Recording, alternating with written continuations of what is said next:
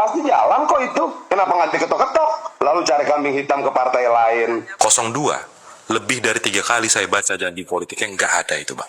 Perampasan aset. Perampasan aset tidak ada, revisi undang-undang KPK tidak ada. Ya jadi yang dirampas kan konstitusi kita dirampas, demokrasi kita dirampas. Jadi itu juga suatu hal yang sangat penting. Jadi jangan berpikir juga tentang perampasan aset. Ini demokrasi dirampas, kedaulatan rakyat dirampas, konstitusi dirampas. Itu harta yang paling berharga yang saat ini harus kita selamatkan, termasuk juga harta-harta hasil dari korupsi. Perampasan aset, lalu kemudian Prof. Mahfud datang ke DPR menunggu itu dan tidak jalan-jalan. Ya, sebetulnya kenapa? Ya kemauan politik aja dari DPR. Karena kalau dalam hal itu Pak Jokowi bersungguh-sungguh. Mungkin nggak Pak, undang-undang perampasan aset itu akan bisa diwujudkan? Maka saya bilang perampasannya boleh nggak? Bisa disahkan? Bisa, tapi lu ngomong dulu para ketua umum semua itu. Cukup sudah Mulyono dengan kebohongannya, ketengilannya, ketakaburannya, kebengisannya, dan lain sebagainya, memperdaya kita selama 10 tahun. Membuat kisruh, rusuh, ya, semrawut politik kita itu, ya, dan di situ dia bisa lakukan aksi-aksi bunuh dirinya. Pemerintahan Pak Prabowo ini adalah pemerintah cuci piring, ya kalau menurut kami, karena begitu banyak. Piringnya siapa yang dicuci? Cuci piringnya Pak Jokowi dong, pemerintahan Jokowi selama 10 tahun.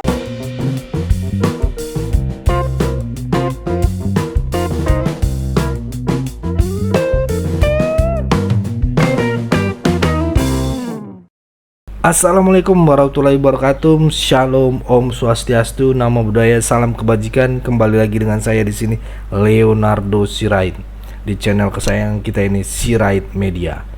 Buat teman-teman yang baru tahu channel ini, tolong bantu klik tombol subscribe karena channel ini akan menyuarakan terus suara rakyat jelata. Bantu ya teman-teman, bantu juga share video ini.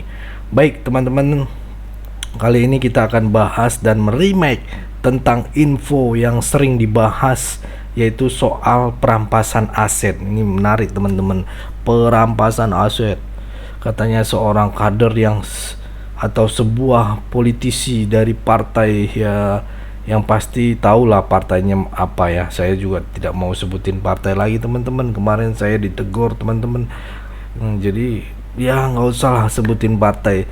Mungkin teman-teman Sirait Media sudah tahu lah partai apa itu ya. Nggak usah saya sebutkan gitu. Nggak usah menyebut partai itu gitu ya.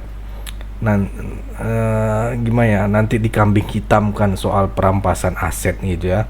Tapi teman-teman, tanpa berlama-lama langsung aja kita lihat dulu video berikut ini. Karena berikut ini adalah video yang sangat mantap, mantul. Mari kita saksikan video berikut ini. Kenapa sampai sekarang yang diminta oleh Presiden Jokowi undang-undang perampasan aset, kenapa ketum Anda itu tidak menyetujui gitu loh? Kenapa DPR nggak ikutin gitu loh? Ya dijawab dong, dijawab. Jawab aja. Oke. Kalau itu Ya, kalau itu disetujui perampasan aset itu 400, ini cuman saya udah ngitung ya, saya udah masukin di Instagram saya ya. Hanya 5 orang saja 440 triliun balik loh dalam waktu saat loh. Dan itu siapa 5 orang itu? Partai apa itu? Coba lihat aja. Ini udah boleh jawab? Oke, silakan Pak Adian. Oke, sebenarnya gampang. Semua partai yang berada di Jokowi setujui aja. Langsung diketok itu. Kemarin juga begitu, dulu-dulu juga begitu. Artinya jangan kemudian mengkambing hitamkan PDI Perjuangan. Itu loh, kan semua partai setuju, ya ketok aja. Pasti jalan kok itu. Kenapa nggak diketok-ketok? Lalu cari kambing hitam ke partai lain. Gitu loh. 01 memasukkan revisi undang-undang KPK, perampasan aset masuk. 03 memasukkan revisi undang-undang KPK dan perampasan aset. 02 lebih dari 3 kali saya baca janji politiknya, nggak ada itu Bang. Perampasan aset. Perampasan aset tidak ada, revisi undang-undang KPK tidak ada. Maka dari itu tantangannya semakin besar. Padahal Pak Jokowi berulang kali menyampaikan perampasan aset ini penting, kami berharap surpres sudah dikirimkan. Loh, koalisi Pak Jokowi sekarang dominan kok di DPR. Kenapa nggak diperintahkan ketua umum Perampasan partai? aset itu duluan daripada revisi undang-undang MK. Undang-undang MK-nya duluan dibahas ketimbang Bahkan sebelum penyiaran. Nggak ada masuk di 4 undang-undang itu. Maka dari itu kami mengatakan itu Bang Akbar, Jokowi tidak berkontribusi apapun. Yang gembosin KPK Pak Jokowi, yang milih Pak Firly Jokowi, yang tidak mengundangkan perampasan aset juga Pak Jokowi. Oke teman-teman, seperti itu ya videonya. Seperti biasa selalu berikan jawabannya itu. Kenapa enggak lain dikejar-kejar soal perampasan aset ya. Kita selama ini ayo dong perampasan aset gitu, padahal ketua DPR-nya kan dari PDIP. Jadi wajar aja kalau orang-orang mengejar PDIP. Setuju nggak teman-teman? Karena kan ketua DPR RI itu kan dari bagian dari PDIP gitu ya. Kenapa nggak dia gerakin gitu ya? Apalagi dulu Pak Bambang Pacu pernah mengatakan soal perampasan aset itu juga gitu ya, dimana itu kalau misalnya mau disahkan izin dulu sama ketumnya, berarti kan ada something gitu ya. Jangan mintanya ke kita karena kita itu nurut sama atasan. Nah ini dalam temen, dalam. Setiap kali ditanya jawabannya selalu sama, selalu menyalahkan orang. Apalagi sekarang selalu mengatakan kubunya Pak Jokowi kan banyak. Dibilang, lah ini kan masih periode beliau gitu ya. Kenapa nggak minta kubunya untuk mengesahkan, dibilang gitu kan. Ada lagi yang bilang pas kemarin pemilu 2024 itu nggak ada membawa soal RUU perampasan aset. Kan miris gitu ya. Kayaknya yang ngomong ini nggak pernah ngelihat berita kali ya. Kayaknya biar lebih enak kita lihat dulu video berikut ini. Gerindra harap RUU perampasan aset rampung tahun ini. Sekretaris Jenderal Gerindra Ahmad Muzani berharap pembahasan RUU perampasan aset terkait tindak pidana dapat diselesaikan DPR. Wih, tepuk tangan buat Gerindra yang sudah speak up soal RUU perampasan aset. Kita akan menunggu para partai-partai yang lain ini, ayo kemana? Tapi kayaknya jangan berharap dengan partai yang satu ini ya guys. Kita baca dulu isi beritanya ya. Terpisah sebelumnya, Ketua DPR RI Puan Maharani mempertanyakan kembali pernyataan Jokowi yang meminta DPR segera menyelesaikan RUU tersebut. Puan pun meminta kepada awak media agar bertanya ke Jokowi, apakah langkah mempercepat penyelesaian RUU perampasan aset justru akan membawa kebaikan. Mohon maaf Ibu Puan, yang jelas untuk RUU perampasan aset ini akan membawa kebaikan untuk rakyat kecil, rakyat di Indonesia Ibu. Tapi mungkin tidak baik untuk para koruptor gitu ya Ibu. Iya, Oke, kita lanjut. Apakah dipercepat akan menjadi lebih baik? Itu coba tolong ditanyakan, kata Ibu Puan dalam konferensi pers di Komplek Parlemen Jakarta Kamis ini. Puan pun tak menjawab tegas apakah DPR akan berupaya menyelesaikan RUU perampasan aset ini di sisa masa sidang 2024. Ya gimana ya kalau ketua DPR-nya aja statementnya seperti ini. Ditambah lagi statement dari sekjen partai ini tentang RUU perampasan aset. Ini dia. Ya jadi yang dirampas kan konstitusi kita dirampas, demokrasi kita dirampas. Jadi itu juga suatu hal yang sangat penting. Jadi jangan berpikir juga tentang perampasan aset. Ini demokrasi dirampas, kedaulatan rakyat dirampas, konstitusi dirampas. Itu harta yang paling berharga yang saat ini harus kita selamatkan, termasuk juga harta-harta hasil dari korupsi.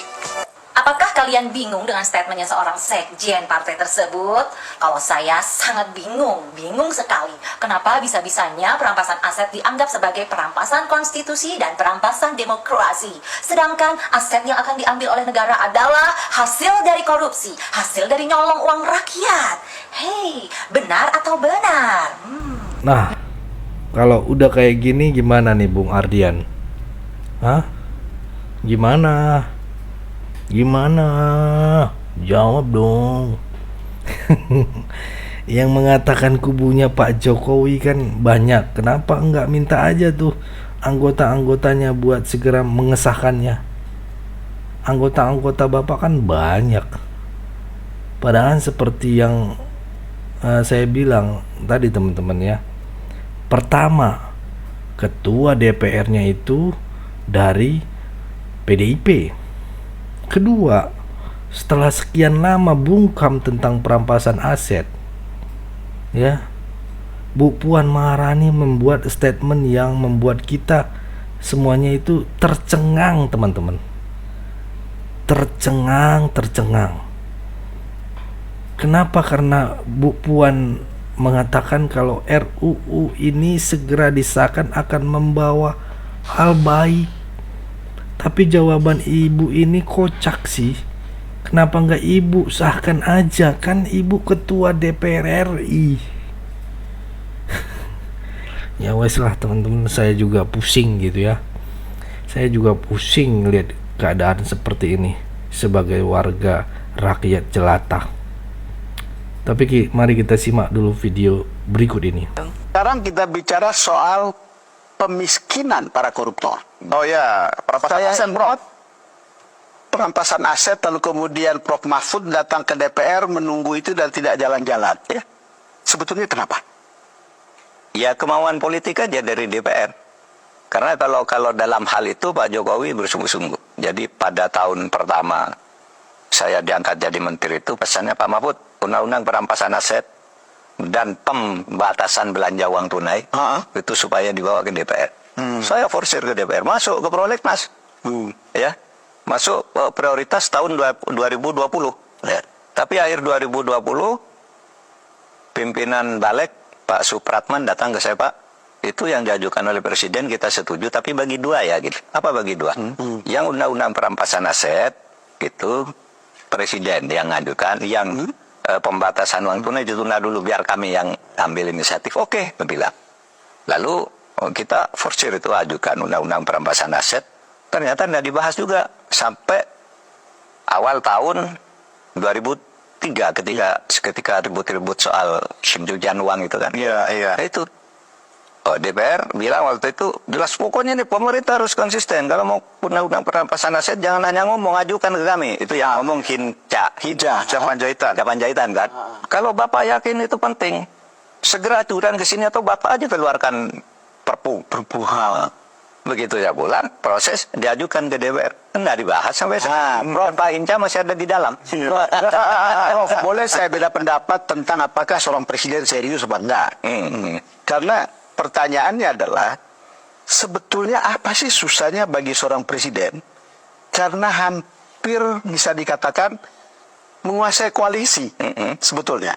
Tapi koalisi ini begitu mudah untuk menopang atau mendukung seorang Gibran misalnya untuk masuk, atau mungkin juga nanti Kaisang.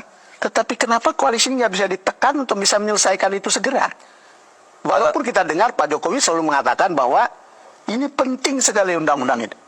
Iya, kenapa tidak bisa? Karena partai-partai politik bisa melakukan perlawanan tentang itu. Kalau soal misalnya mendukung Gibran, mendukung apa, itu kan rayuannya bisa halus, bisa baik-baik. Tapi kalau ini menyangkut kepentingan yang dahsyat ya seperti disuarakan di DPR. Lalu kalau kami undang-undang perampasan aset kami belum siap dong gitu dan sebagainya. Karena takut mereka punya harta juga dirampas. Mungkin nggak Pak, undang-undang perampasan aset itu akan bisa diwujudkan? Maka saya bilang perampasan aset boleh nggak? Bisa disahkan? Bisa, tapi lu ngomong dulu para ketua umum semua itu. Kalau ketua umum pada sepakat, perampasan bisa dijalankan. Kalau enggak, susah.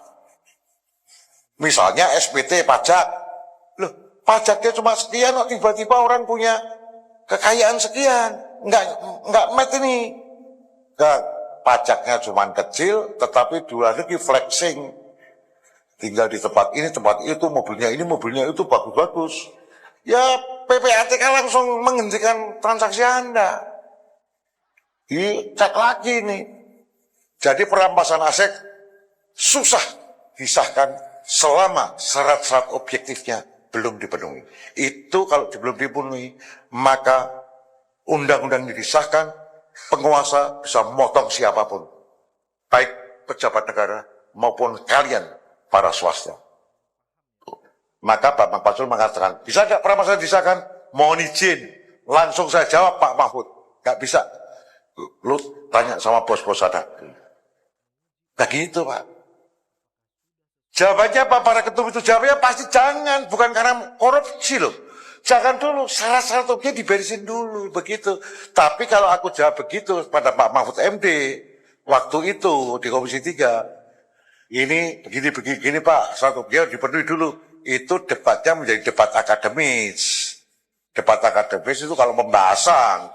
Kalau kayak gini kuoso-kuosoan aja. Ayo tuh Bu Ketum, Pak Ketum, yang beresin. Kan begitu aja Bos. Beres apa enggak? Monggo. Just as simple as that. Nah, kalau menurut pendapat kalian gimana nih kawan-kawanku? Coba dong tulis di kolom komentar. Sebuah keluarga Sontoloyo yang semuanya itu koruptor, ya, kemudian dibiarkan, ya, sementara kepentingan bangsa 280 juta yang sesungguhnya itu adalah punya kedaulatan rakyat, kemudian akan disisihkan, ya.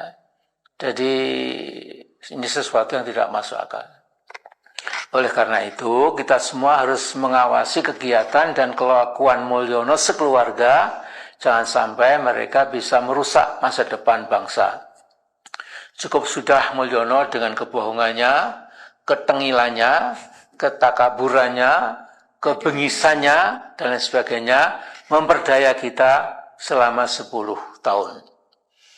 Nah, kita jangan malas berdoa supaya Presiden Prabowo nanti dapat mengatasi satu demi satu gunungan masalah berat yang diwariskan oleh Mulyono alias Jokowi. Nah, saya mengharap Badan Intelijen kita pasti mengetahui sejauh mana Mulyono membangun hubungan dengan RRC. Jadi panggung depan saja sudah terlihat berbahaya, ada kemungkinan panggung belakangnya justru lebih berbahaya lagi. Ya. We never know. Ya. Jadi kalau misalnya Jokowi betul berani nekat melakukan apa yang saya khawatirkan di atas, tentu karena dia yakin akan di-backup oleh RRC. Jadi abang asuhnya Xi Jinping itu bersedia membantunya. Nah, ini saya yakin. Nggak terpisahkan sesungguhnya langkah-langkah Jokowi from the very beginning, ya, dan mengelola pemerintahnya itu memang kiblatnya atau nasihat abangnya atau pamannya itu namanya Xi Jinping dari RRC. Ada banyak kesamaan, ya, antara dua oknum ini. Ya. Nah, karena itu saudara-saudaraku bangsa tanah air, saya yakin, ya, kalau sampai misalnya Mulyono Jokowi ini itu berani masih menggalang-galang, ya, sisa-sisa kekuatannya itu dengan mengundang kepala desa atau lurah, bupati dan lain-lain, itu betul-betul memang dia bodoh sekali, ya. Sudah bodoh, konyol, tapi kemelindi atau kemerundu, ya, luar biasa, ya. Nah, jadi Ya Allah. saya mengajak bangsa besar ini, ya, untuk memantau sungguh-sungguh, ya, supaya sepak terjang Jokowi Mulyono ini, ya, harus dikonten, ya, tidak dibiarkan lepas bebas, ya, karena dia ini sudah mata gelap, sudah kalap, ya. Bisa saja kemudian dia mengganggu, ya, membuat kisruh, rusuh, ya, semrawut politik kita itu, ya, dan di situ dia bisa melakukan aksi-aksi bunuh dirinya. Oke, cukup segitu dulu teman-teman ya. Berikan tanggapan teman-teman yang menonton video ini. Apa pandangan kalian? Kolom komentar saya berikan, saya buka kepada teman-teman. Ayo, berikan pandangan kalian. Ayo, mana tahu Ibu Puan nonton video ini dan membaca komen-komen kalian, ya kan? Bisa jadi teman-teman ya. Atau tim dari beliau politisi-politisi menonton ini dan membaca masukan-masukan kalian, komentar-komentar kalian, yang membuat mereka bisa teredukasi mungkin, terapresiasi mungkin, ataupun terhina. Enggak lah ya teman-teman. Pokoknya teman-teman, saya kasih tahu kepada teman-teman, tetap jaga persatuan Indonesia, jangan mau dipecah belah karena NKRI harga mati. Saya Leonardo Sirait mohon undur diri. Bye bye.